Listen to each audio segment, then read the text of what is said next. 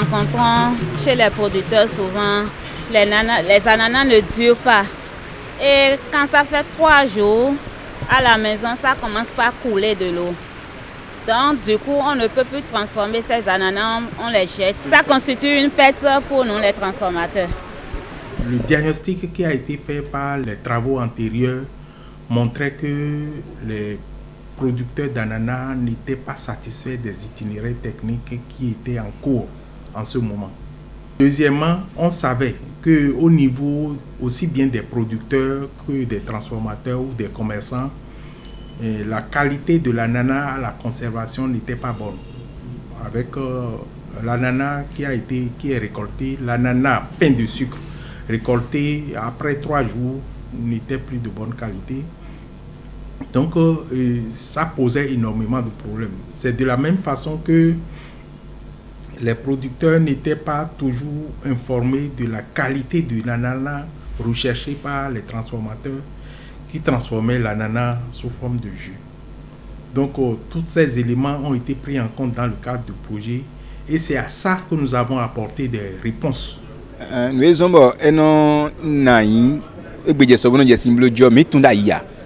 Bon, maintenant do urée sous pona. Amon bon, qui tome eze do nous mais dinle bon, mais alors nous kunu mon diamant que urée sous pona zombo anana non do si pon enele wa pon midi. Nous projet d'appui sur son wa pon mi enele. Ce projet vise à améliorer la qualité de l'ananas ainsi que des jus d'ananas pasteurisés et produits au Bénin à destination du marché local, régional et international. La spécificité de ce projet, c'est qu'il est coordonné et surtout piloté par de bout en bout par un représentant des acteurs bénéficiaires des résultats de recherche, avec un cofinancement à sa charge. Pendant 4 ans, le consortium regroupant les représentants des producteurs d'ananas, des transformateurs et des chercheurs, parmi lesquels des spécialistes de la production végétale, des technologies, des économistes ont travaillé la main dans la main pour approfondir les contraintes de production, de conservation, de transformation, de distribution, les solutions possibles, les solutions pertinentes sur le plan environnemental, de la qualité en fonction de différents marchés et surtout au plan de la rentabilité. Le projet d'APIS se situe à plusieurs niveaux. Nous avons l'ananas au champ qui a été amélioré, la transformation qui a été améliorée et tout ça ensemble, quelles sont les pratiques rentables. Donc ma présentation était relative à la production de l'ananas au champ. Comment avoir des fruits de bonne qualité. Okay. Donc nous avons eu à tester plusieurs densités, c'est-à-dire la façon dont on va arranger les plants d'ananas au champ. Donc il y a eu la densité des producteurs qui se situe à 54 000 plants à l'hectare. Nous avons augmenté un peu à 66 600 plants à l'hectare.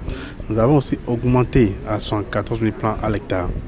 Donc nous avons aussi amélioré les niveaux d'application d'engrais, plus précisément les engrais à base de potassium pour améliorer la durée de conservation du fruit. Okay. Donc de toutes ces activités, il se dégage que la densité, 66 600 plants à l'hectare, avec des engrais qu'on a appliqués, qu'on appelle E2, c'est-à-dire vous appliquez 4 fois, okay, avant induction florale, et aussi la densité D3, 74 000 plants à l'hectare, avec toujours les engrais appliqués 4 fois avant induction florale, donne des rendements assez élevés, jusqu'à 80 tonnes à l'hectare, et des fruits qui peuvent faire au moins 10 jours après la récolte. Je crois qu'avec ce niveau de conservation, il est possible de pouvoir faire circuler l'ananas et le jus d'ananas dans la sous-région. Nous comptons des ananas bon, on a mon ananas qui est glédio, tapis colombie. Des écrivains ont trié rejet chubonodo, tapis colombie. Des écrivains dans un de sachet dit, Tapis Colombie. Des rayons et engrais des rayons. Tout le monde a besoin de wadagounou anana. Do gantoméon. Tapis Colombie. Dans le passé, il y avait une panoplie de technologies de transformation de l'ananas en jus d'ananas. On dirait que chaque unité de transformation avait sa technologie. Et les variations étaient diverses, intervenaient aussi bien au niveau des opérations unitaires préparatives qu'au niveau des traitements thermiques. Il faut noter que la variation la plus importante qui affecte la qualité du jus se situe au niveau des traitements thermiques.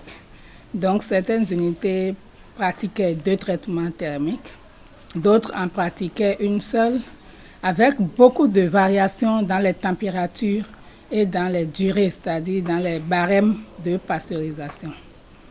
Alors avec le projet d'APIS, nous avons d'abord eu à documenter toutes ces technologies existantes, à les catégoriser en 5 grands groupes. Et après cette catégorisation, nous sommes intéressés aux technologies les plus utilisées par les populations. Alors, au nombre de ces technologies, nous avons retenu 2 technologies sur lesquelles les travaux ont évolué. Des travaux qui nous ont permis déjà d'avoir une idée claire, par exemple, par rapport aux préférences de différents acteurs, par rapport à la qualité de l'ananas qu'ils veulent.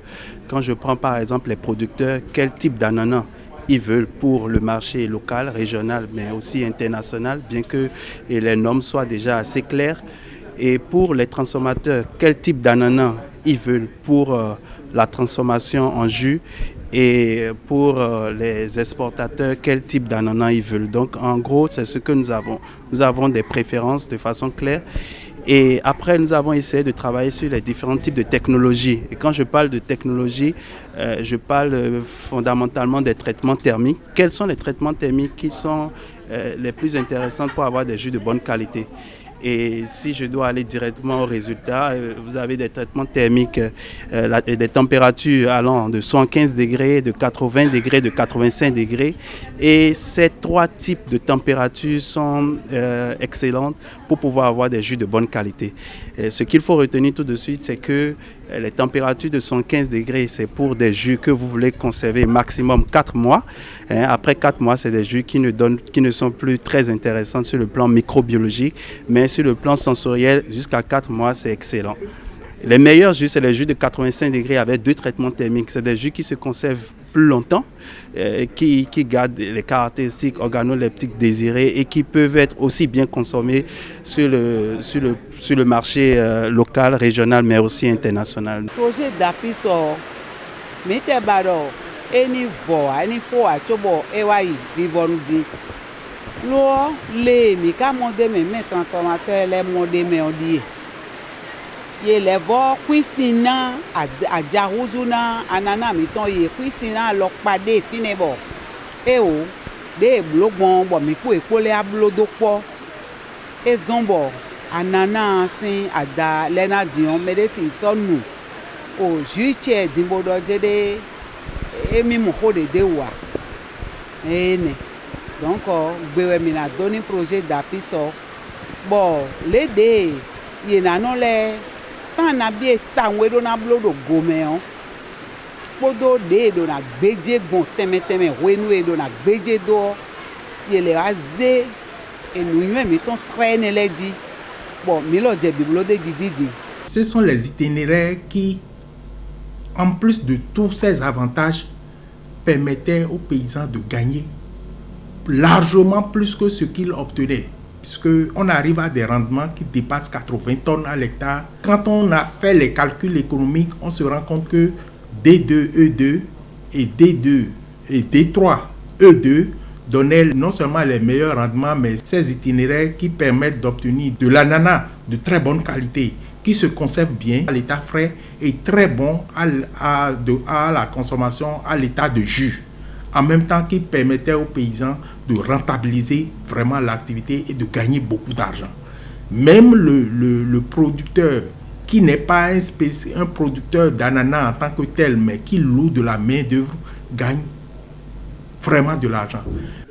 J'ai entendu plus d'une fois que le défi de 100 000 tonnes d'ananas d'ici 2021 n'est pas possible. Ici, nous apportons une réponse concrète, une réponse scientifique à cette ambition du gouvernement. Nous disons et nous confirmons encore qu'il est possible. Si nous avons le rendement de 66 000 rejets à l'hectare et que chaque rejet donne déjà 1 kg ou 1,1 kg d'ananas par unité, ça te fait 1,2 kg fois 66 000. Et ça te donne déjà des retours. Vous dépassez le niveau de rendement que nous utilisons, que nous avons actuellement. Et c'est ça. Donc moi, je dis qu'il est possible. L'important, c'est qu'on mette des moyens à la disposition des institutions pour que les institutions puissent faire des expérimentations scientifiques et qu'on va passer à une autre échelle pour que nous puissions... Si ce qui se fait ici, 10 000 producteurs, disons même 1000 producteurs expérimentent ceci, déjà, on peut donner une réponse concrète au gouvernement. Et je pense que le défi sera relevé. J'estime que cette phase est importante pour un projet comme celui dont il est question aujourd'hui, parce qu'elle est précieuse pour sa capitalisation et sa durabilité.